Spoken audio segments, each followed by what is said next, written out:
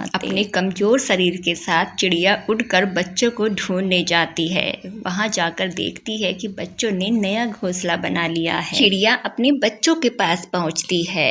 उसके बच्चे अपनी माँ को देखकर बहुत गुस्सा हो जाते हैं और उसे भगा देते हैं। चिड़िया रोते हुए वापस आ जाती है।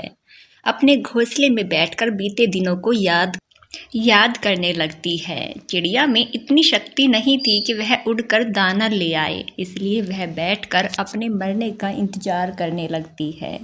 वैसे भी उसकी जीने की अब कोई इच्छा नहीं बची थी। 2 दिन तक भूखे रहने से उसे बहुत कमजोरी हो जाती है। एक दिन चिड़िया के दोनों बच्चे दूर खेत के पास दाना चुग रहे थे।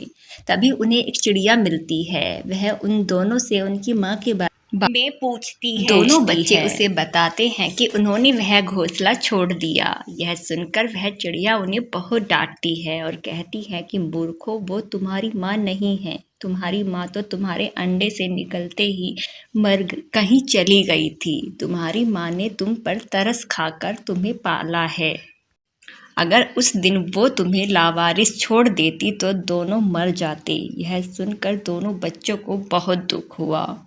वह चिड़िया चोंच में दाना भरकर उड़ती हुई बूढ़ी चिड़िया के पास पहुंच गई और बूढ़ी चिड़िया से कहने लगी कि जिन बच्चों को तुमने अपने बच्चों से भी ज़्यादा चाहा, पाला पोसा, उन बच्चों ने आज तुम्हें अकेला छोड़ दिया। मैंने तुम्हें पहले ही कहा था कि मत पालो इन दोनों बच्चों को।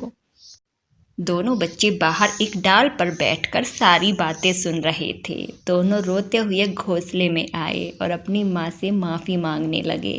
बूढ़ी चिड़िया ने दोनों को गले से लगा लिया और कहा, बच्चों, मैं कभी जीवन में तुम्हें ये नहीं बताती कि तुम मेरे बच्चे नहीं हो। मैं नहीं चाहती थी कि हमारे बीच में कोई दरार आए। दोनों बच्चे माँ की बात सुनकर रोने लगे। अब उन्हें एहसास हो चुका था।